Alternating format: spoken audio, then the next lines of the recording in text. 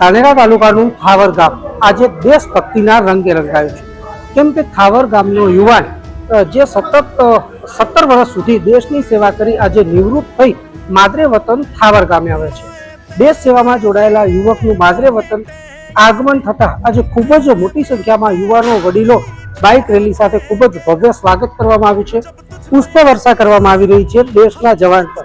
સાહેબ, આપની નોકરી દરમિયાન આજે નિવૃત્ત થઈ પરત માદરે વતન પધારી રહ્યા છો, શું કહેશો? ગ્રામજનો તેમજ પરિવારે કેવું સ્વાગત કર્યું? પહેલી વાત તો હું થાવર ગામનો ખૂબ ખૂબ આભાર માનું છું અને ખૂબ ખૂબ ધન્યવાદ માનું છું કે મારા માટે આટલી શોભાયાત્રા કરી એ બદલ ખૂબ ખૂબ થાવર ગામ, મારા મિત્રોને અને મારા પરિવારજનોને ખૂબ ખૂબ આભાર માનું છું. સતત તમે દેશ સેવા કરી, તમને કેવો અનુભવ રહ્યો?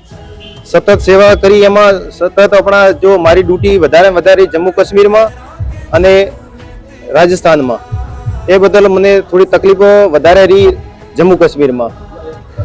આપે 17 વર્ષ સુધી સેવા આપી, અન્ય યુવાનોને, ગામના અન્ય યુવાનોને શું સંદેશ આપશો? હું ગામના યુવાનોને સંદેશ એ આપવા માંગુ છું કે આપણી તૈયારી કરો અને એક વ્યક્તિ આપણા ગામથી જાય એવો મારો એક નિર્ણય છે.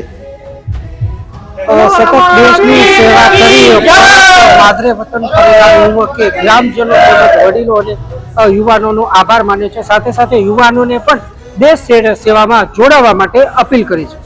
Suresh culture, DNR news, Dhanera.